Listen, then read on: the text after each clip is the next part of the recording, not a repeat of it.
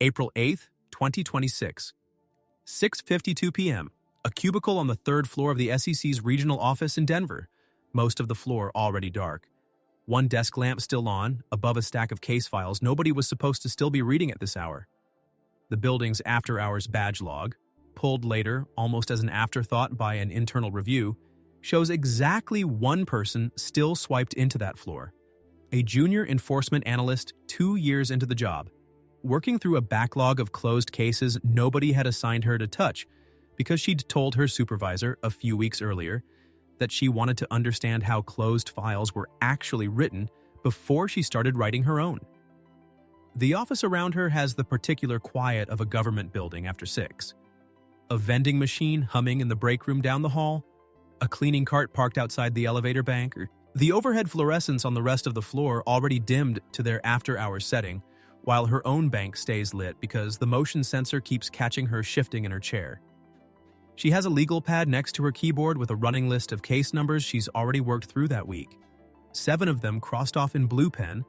This one, case number ending in 0447, still open on her second monitor while she cross-references it against a printed exhibit list on her desk. Because she reads paper differently than she reads a screen, more slowly, and this particular night she is grateful for that habit. Her name, for the purposes of this file, is Renata Osei. 29 years old, unmarried, living alone in a one-bedroom rental 15 minutes from the office. 2 years with the commission, previously 4 years as a compliance analyst at a regional bank before deciding, as she put it in her own interview notes later, that she wanted to be on the side that actually gets to ask the second question. The file open in front of her that evening is labeled, in the Commission's own internal tracking system, closed, insufficient evidence, dated 11 months earlier, concerning a cybersecurity fraud investigation into a mid-sized financial technology company.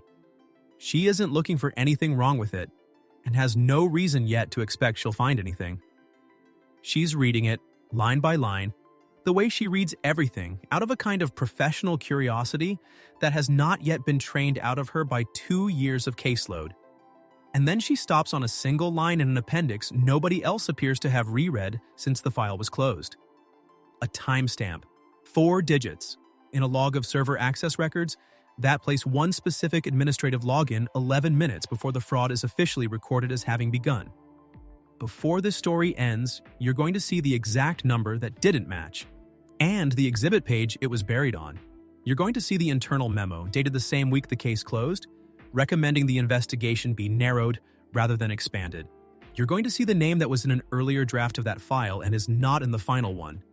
And you're going to see exactly how far Renata Osei was willing to go, on her own time, with no assignment and no protection, to find out who made that name disappear. This isn't a story about a hacker.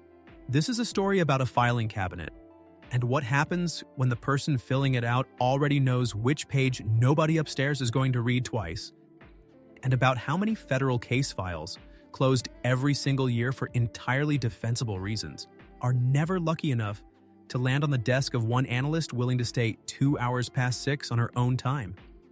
So how does a federal fraud investigation, with real victims and real financial losses, get closed before it reaches the person who actually caused it? Nobody destroys the evidence. They just decide quietly where the file stops. The case that landed on Osei's desk that April evening had begun, on paper, 16 months earlier, when a mid-sized fintech company, I call it Cassian Ledger for this file, reported to the commission that roughly $22 million in client funds had been improperly diverted through what the company initially described as an external cyber attack, a breach of its wire transfer authorization system, executed by unknown outside actors who had, according to Cassian's own internal security report, gained access through a compromised employee credential and rerouted a batch of client transfers over a single overnight window before anyone noticed. Here's the mechanism, explained the way the SEC's own enforcement team eventually understood it, because CyberAttack was doing a great deal of quiet work in that first report.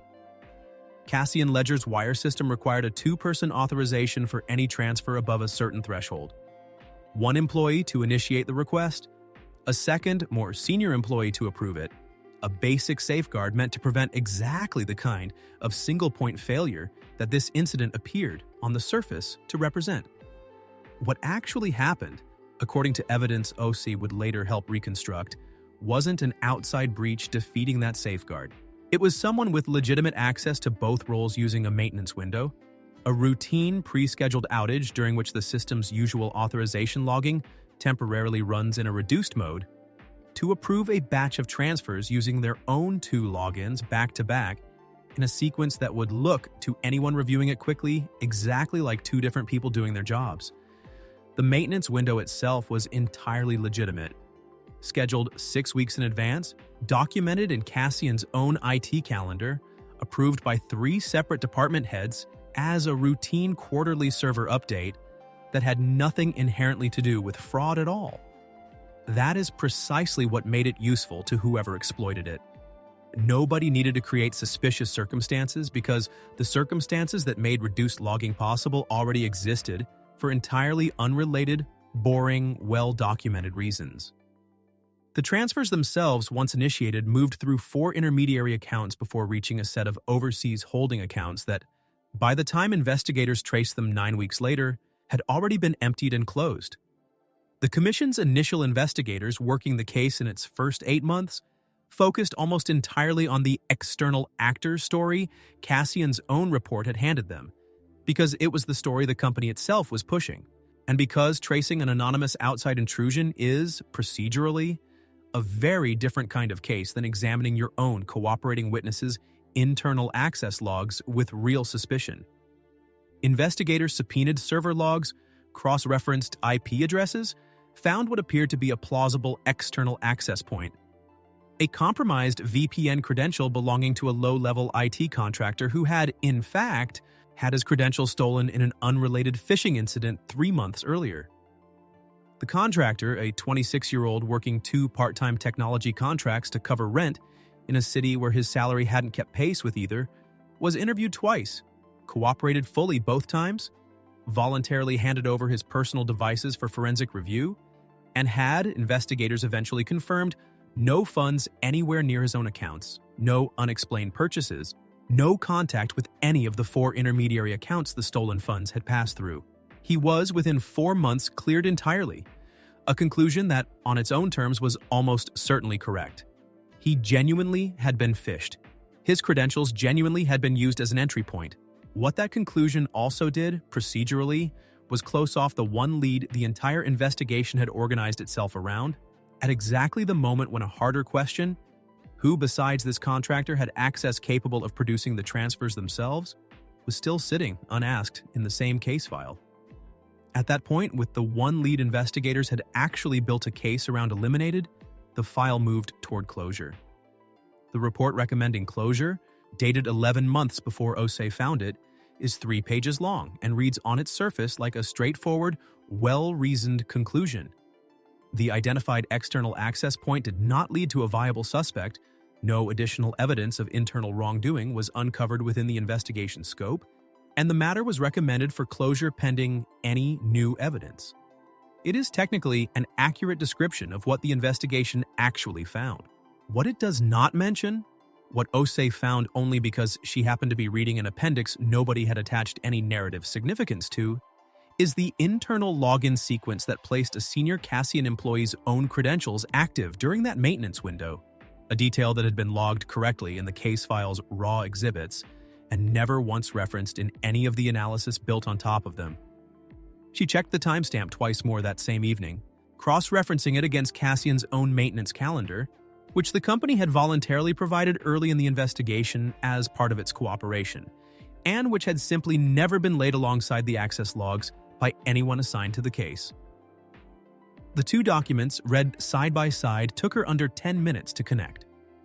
8 months of investigation, 3 investigators, and a 200-page exhibit list had produced every piece of paper necessary to ask the obvious question. Nobody had happened to put the 2 pages next to each other until a junior analyst working through a closed file on her own time did it almost by accident. So ask the question that would occupy Renata Osei for the next several weeks entirely on her own time. How does a 4-digit timestamp sitting in a 200-page exhibit simply never make it into a single paragraph of analysis written by 3 separate investigators over 8 months? She pulled the earlier drafts of the case file next. A routine records request, technically within her access rights, though not something junior analysts typically do for cases they weren't assigned. The request itself took her most of a lunch hour to file correctly, using a record system she'd only used twice before, and she remembers in her own later account feeling almost embarrassed submitting it, half convinced a supervisor would ask her why she was digging through a closed case with no assignment attached to it. Nobody asked. The drafts arrived in her inbox 4 days later, 6 separate versions of the same report, each one slightly more compressed than the last, the kind of gradual narrowing that happens naturally when multiple people edit a document over months without ever sitting down together to discuss what's being cut and why. The Commission's document system preserves draft revisions, and the second-to-last draft, dated 6 weeks before the final closure recommendation, contains a paragraph absent from every version after it. A recommendation that the investigation be expanded to formally interview Cassian Ledger's own chief technology officer regarding unresolved questions about internal access logging during the incident window. Osei read that paragraph 3 times, she later told a colleague, the same instinct that had made her reread the timestamp itself. Not disbelief exactly, but the specific feeling of having found something that was clearly meant to be found by someone eventually, just not necessarily soon. The senior investigator who removed it when Osei eventually raised the question through informal channels described the change as a routine editorial narrowing. A decision, he said, to keep the closure recommendation focused strictly on evidence that had actually produced a viable lead. Rather than speculative internal questions the investigation hadn't had the resources to fully chase down. He was, by Osei's own account of the conversation, neither defensive nor evasive about it. He answered her questions over coffee in the building's ground floor cafeteria, seemingly untroubled, walking her through his reasoning the way a mentor might walk through a judgment call with a junior colleague, at one point telling her, not unkindly, that every closed file has 10 paragraphs that could have gone the other way. That's not the same thing as a cover-up. It is, on its face, a defensible explanation. It is also, Osei noted in her own private file afterward, the exact kind of defensible explanation that a genuinely careless closure and a genuinely engineered one would both produce, with no way to tell the difference from the paragraph's absence alone. And she has said she still doesn't know, months later, whether that conversation should have reassured her or unsettled her more.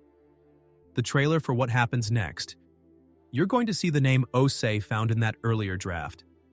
The one person the investigation was recommended to formally interview and never did. You're going to see the reason, according to internal commission emails, that the case was deprioritized rather than escalated. And you're going to see what happened to the one victim who kept calling the commission's public inquiry line for over a year, long after everyone else involved had stopped answering. The name in that removed paragraph belonged to Cassian Ledger's chief technology officer, a man who had personally briefed the commission's investigators early in the case on the company's own theory of the external breach.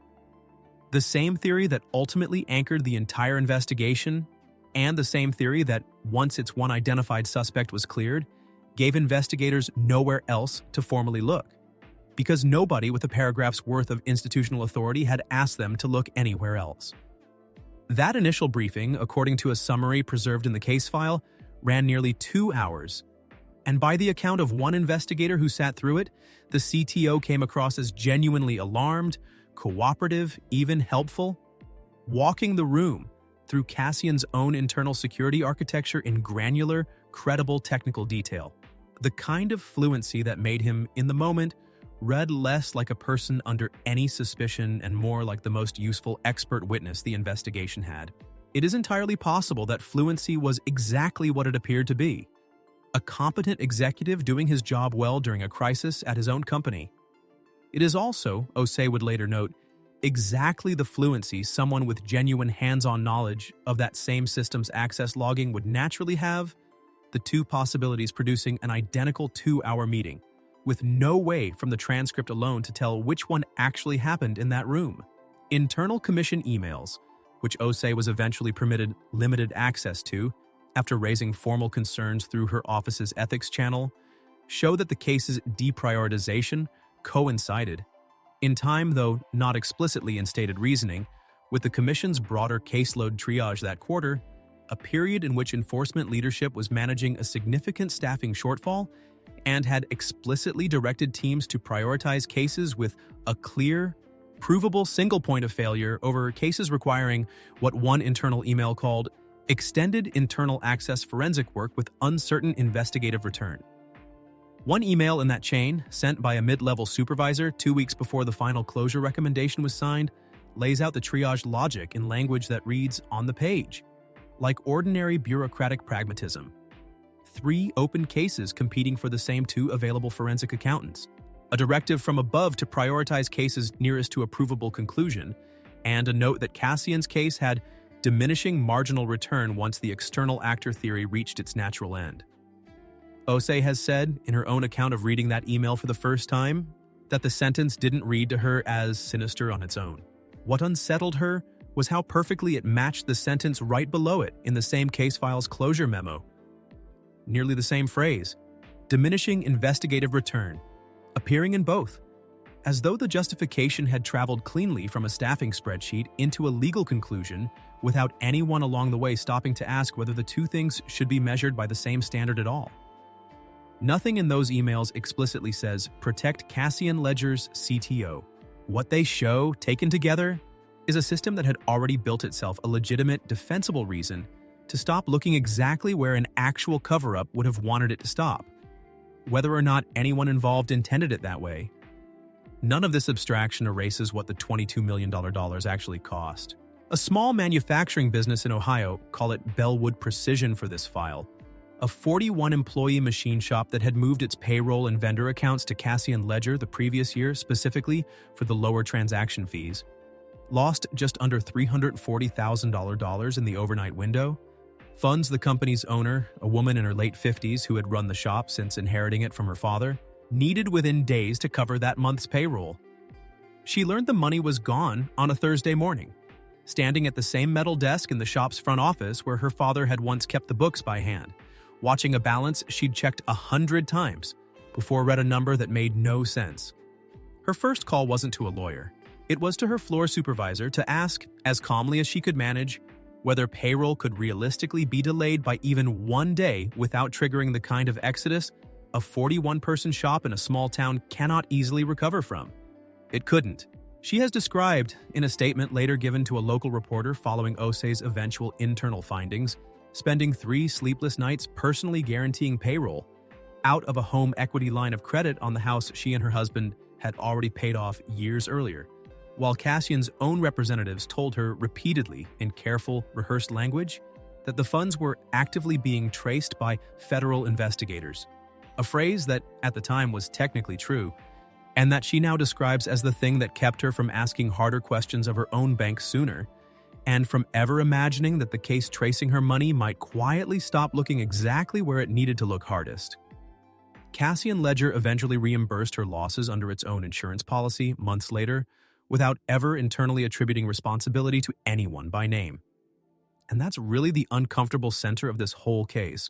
Renata Osei did not uncover proof, in any legally provable sense, that Cassian Ledger's CTO diverted $22 million of client funds using his own legitimate access during a maintenance window. What she uncovered is a paper trail showing that the one investigative path capable of proving or disproving exactly that was quietly narrowed out of the file by people who each had a defensible, individually reasonable reason for narrowing it, at every single point where narrowing it was possible. The truth may be exactly what that removed paragraph suspected. It may also be nothing at all. A busy investigator's understandable editorial choice, 6 weeks before a deadline, in a case already running out of leads.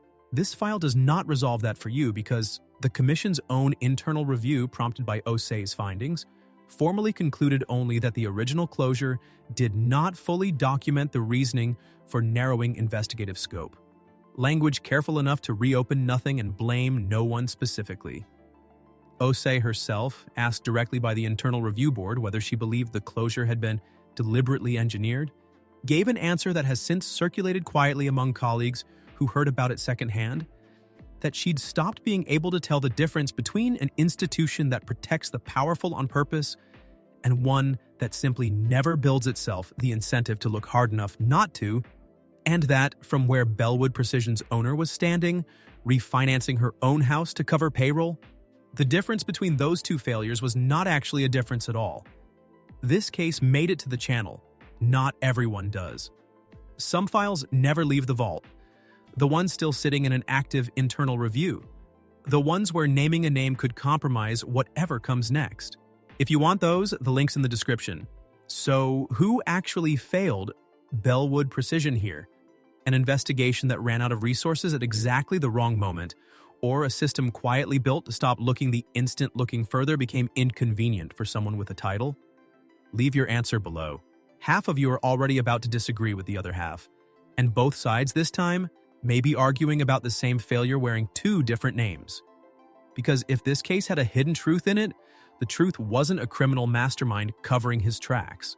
It was a filing cabinet's worth of individually reasonable decisions, made by individually reasonable people that happened to stop, every single time, exactly one paragraph short of an answer. And the only reason anyone outside that building will ever know it happened at all is that one junior analyst decided a closed file deserved a second read. And if you want to see the case where the file wasn't narrowed by accident at all, but by someone who knew precisely which page nobody would ever read twice, that story is waiting right here.